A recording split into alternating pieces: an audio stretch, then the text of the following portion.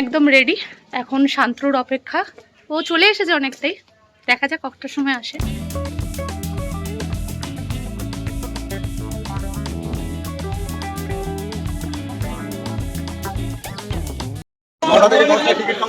ভোগের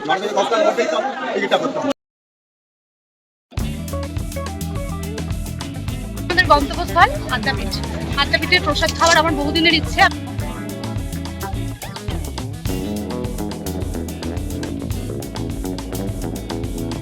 4টে বাজে আমরা পৌঁছালাম বেলুন।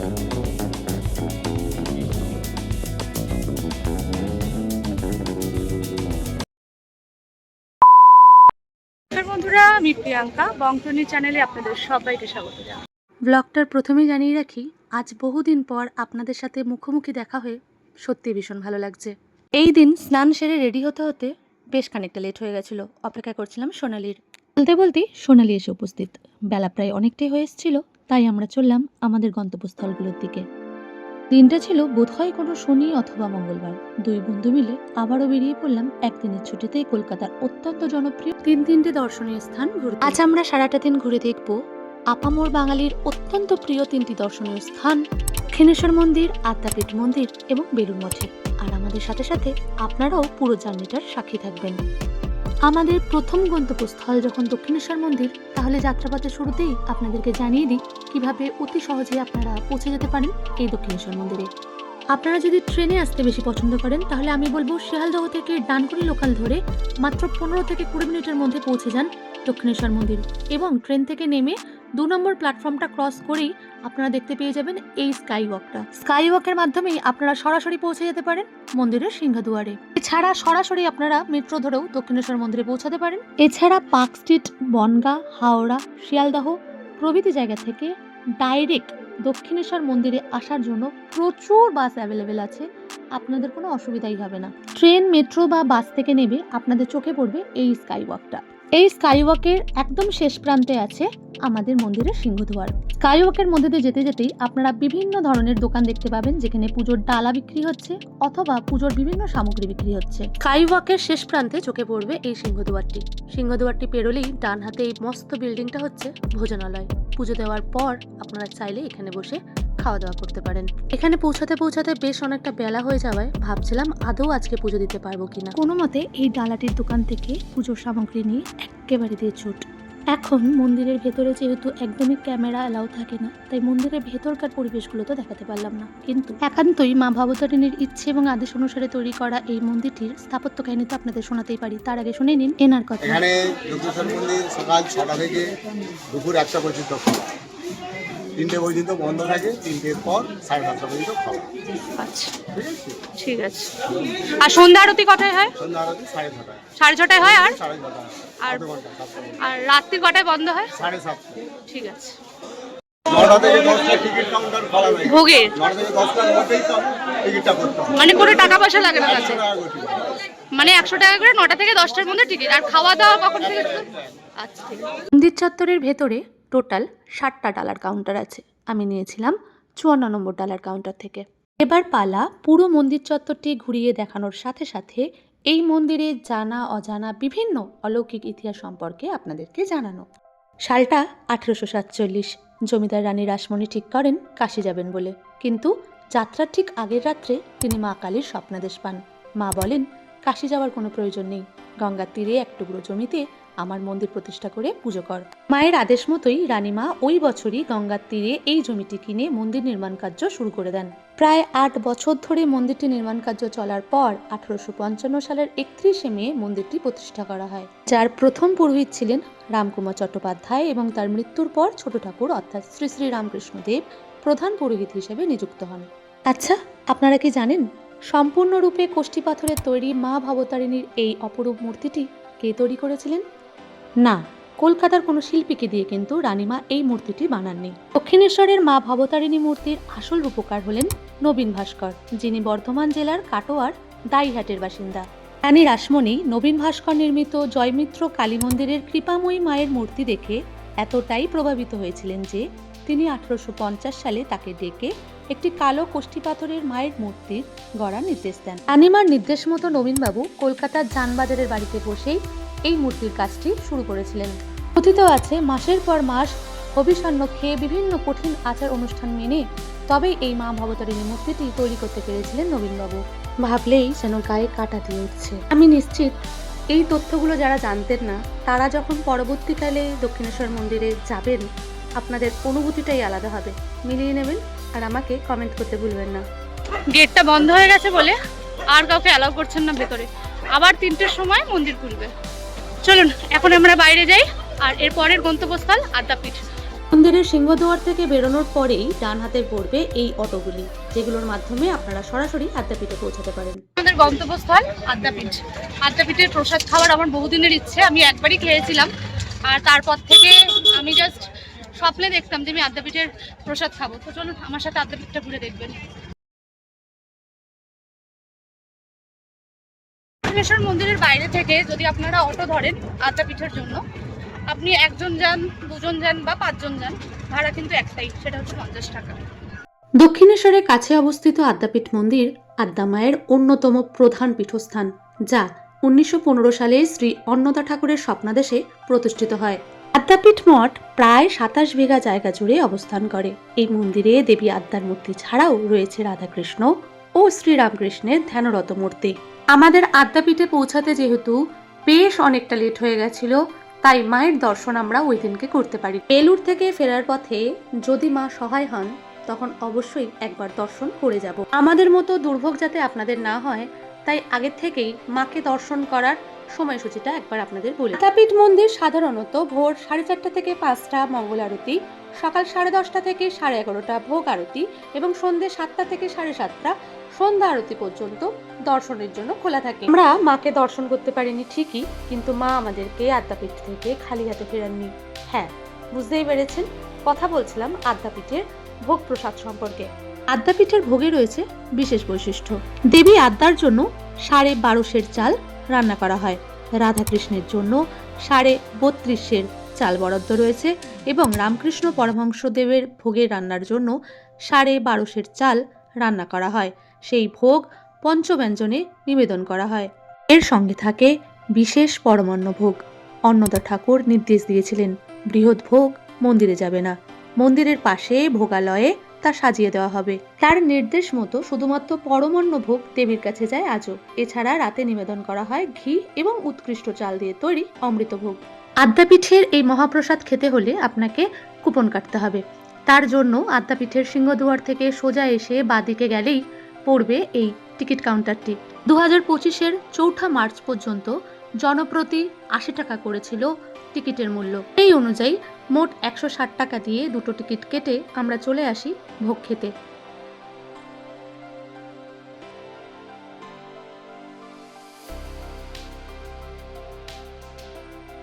বাইরে জুতো রেখে হাত মুখ ধুয়ে আপনাকে এই লাইনটায় দাঁড়াতে হবে। তারপর একে একে সারিবদ্ধভাবে আপনাকে এই ভোজনালয়ে ঢুকতে হবে। স্বল্প দৈর্ঘ্যের লাইন শেষে আমরা যখন প্রসাদ নিতে ঢুকি তখন দেখলাম বহু মানুষ আমাদের আগে প্রসাদ নিতে বসেছেন এবং তৃপ্তি ভরে সেই প্রসাদ গ্রহণ করছেন। 2 বন্ধু আগের থেকেই ঠিক করে রেখেছিলাম সকাল সকাল দক্ষিণেশ্বর মন্দিরে গিয়ে পুজো দিয়ে সোজা চলে আসবো আদ্যা মায়ের কাছে। মায়ের কাছের ভোগের প্রসাদ আমাদের দুজনের বরাবর প্রিয়। মায়ের প্রসাদ সে তো অমৃত সম। মায়ের প্রসাদের সাথে সাথে আর একটা জিনিস আমাকে বরাবর মুগ্ধ করে। দেখুন, এখানে প্রতিদিন শয়ে শয়ে মানুষ মায়ের ভোগ নিতে আসেন। সকাল 8টা থেকে দুপুর 12টা পর্যন্ত প্রসাদের কুপন দেওয়া হয় এবং 12:15 থেকে দুপুর 1টা পর্যন্ত, এবং কখনো কখনো ভোগের প্রসাদ বেঁচে গেলে সেটা 1টার পরও বিতরণ করা হয়, যেমনটা আমাদের সাথে হয়েছে। আমরা দুপুর 1টার পরে গিয়েও মায়ের আশীর্বাদে ভোগের প্রসাদ পেয়েছিলাম। আর বিশ্বাস করুন, দুপুর 1টা বেজে গেলেও এনারা খুব যত্ন সহকারে আমাদেরকে ভোগের প্রসাদ বিতরণ করছিলেন। এই ব্যাপারটাই আমাকে বারবার টানে। মায়ের ভোগ তৈরি করা থেকে সুন্দর করে এত মানুষকে প্রতিদিন নিরলসভাবে একনিষ্ঠভাবে ভোগ বিতরণ করার দায়িত্বে যারা যারা আছেন তাদেরকে সত্যি মন থেকে কুর্নিশ করতে ইচ্ছা হয়। ভিডিওটি একটু মন দিয়ে দেখলেই বুঝতে পারবেন একসাথে বসে এত মানুষ ভোগ প্রসাদ গ্রহণ করছে, কিন্তু কোথাও এতটুকু নোংরা জমে নেই। গরম গরম পোলাও, সাদা ভাত, বেগুনি, রকমারি সবজি, মিষ্টি, পাঁপড়, চাটনি, এ তো এক এলাহি আয়োজন। সারাদিন অভুক্ত থাকার পর মায়ের প্রসাদ যে মুহূর্তে পেটে পড়ল, উফ, এ এক স্বর্গীয় অনুভূতি।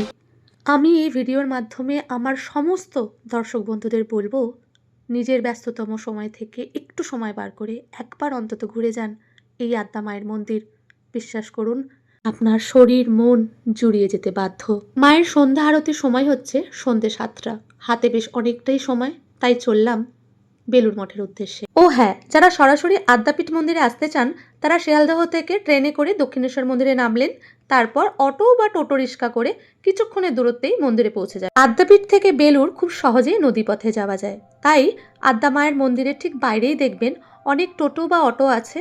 10-15 টাকার বিনিময়ে ওনারা সহজেই আপনাকে নিয়ে চলে আসবে এই ফেরিঘাটে। পার হেড 11 টাকা করে টিকিট কেটে আমরা চলে আসলাম লঞ্চ বা ফেরি ধরতে। আর তারপর যে দৃশ্যগুলোর সাক্ষী আমরা হতে চললাম সেগুলো ভাষায় বর্ণনা করা যায় না। এই যে দেখছেন এত থিকথিকে ভিড়, এই থিকথিকে ভিড়ের মধ্যে নিজেরাও মিশে গেলাম আর চললাম লঞ্চ ধরতে। চারপাশের ভিউটা একবার দেখুন।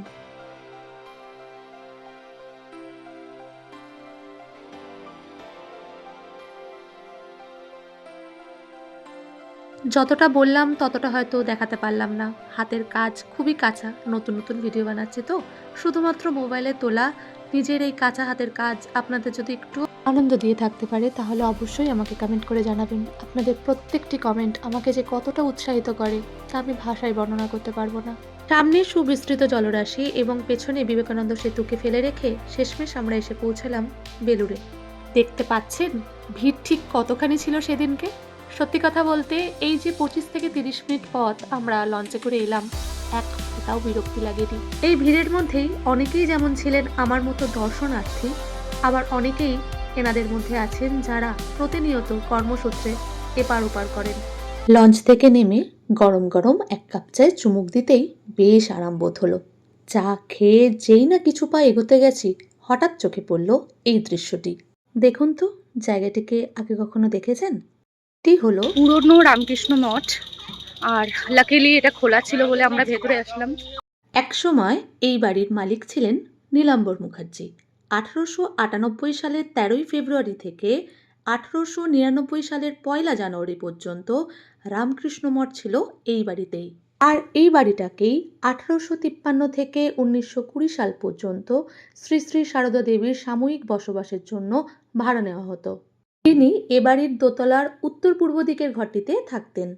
আমরা যখন এখানে পৌঁছাই তখন দুপুর গড়িয়ে প্রায় বিকেল। চারিদিকটা নিস্তব্ধ আর পাখির কিচিরমিচির আওয়াজ সবে মিলিয়ে দুর্দান্ত লাগছিল। সাধারণ মানুষের জন্য মঠটি আজও উন্মুক্ত, কিন্তু ক্যামেরার প্রবেশ একেবারেই মানা, তাই ভেতরের দৃশ্যগুলো আপনাদেরকে দেখাতে পারলাম না। চলুন এবারে পা বাড়ানো যাক আমাদের পরবর্তী গন্তব্যস্থল বেলুড় মঠের উদ্দেশ্যে। আমার যে সকল দর্শক বন্ধুরা আমার এই ভিডিওটি দেখার পর প্রথমবারের জন্য বেলুড় মঠে আসবেন, তাদের উদ্দেশ্যে একটা কথা না বললেই নয়। সেটি হচ্ছে ফেরিঘাট থেকে বেলুড় মঠ পর্যন্ত যাওয়ার এই রাস্তাটা।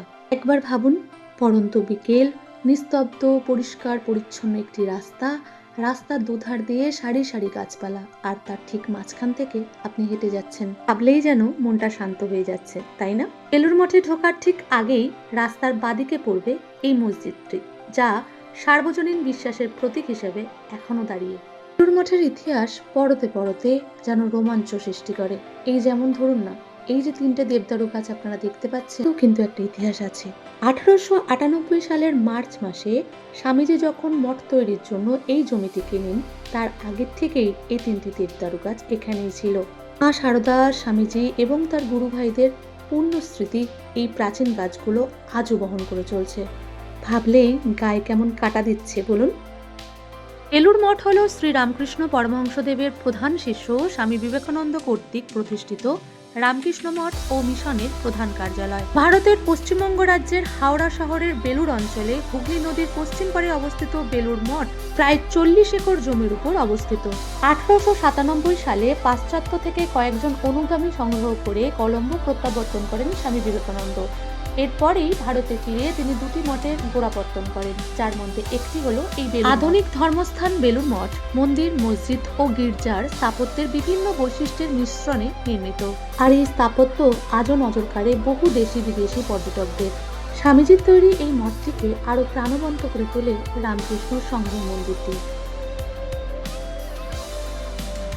বেলুড় মঠ পরিদর্শন করতে আসলে আপনারা অবশ্যই রামকৃষ্ণ মিউজিয়াম অথবা রামকৃষ্ণ সংগ্রহশালা মন্দিরটি একবার ঘুরে যাবেন। এখানে স্বামী বিবেকানন্দের ব্যবহৃত সামগ্রী, তার সন্ন্যাস জীবনের পোশাক, আমেরিকার শিকাগোতে ব্যবহৃত জিনিসপত্র এবং শ্রী রামকৃষ্ণ ও মা সারদা দেবীর ব্যবহৃত অনেক পবিত্র বস্তু সংরক্ষিত আছে। শুধু রামকৃষ্ণদেবের শিষ্যরাই নন, রামকৃষ্ণদেবের সরলতায় যারা মুগ্ধ এবং স্বামীজির বলে যাওয়া কথা যাদের কাছে আজও আদর্শ, তাদের প্রত্যেকের গায়ে কাঁটা দিতে বাধ্য এই মিউজিয়ামটি। ফিরে আসলাম আবারও মঠে। সামনে যে মন্দিরটি দেখতে পাচ্ছেন সেটি স্বামীজির মন্দির নামেই বেশ পরিচিত। 1902 সালের 4 জুলাই স্বামীজি মারা যাবার পর তার পবিত্র দেহ অগ্নিতে ঠিক এখানেই সমর্পণ করা হয়েছিল, আর তারই দাহস্থলের উপরেই গড়ে উঠেছে স্বামীজির এই মন্দিরটি। 1924 সালের 28 জানুয়ারি তার উদ্দেশ্যে মন্দিরটি উৎসর্গিত করা হয়।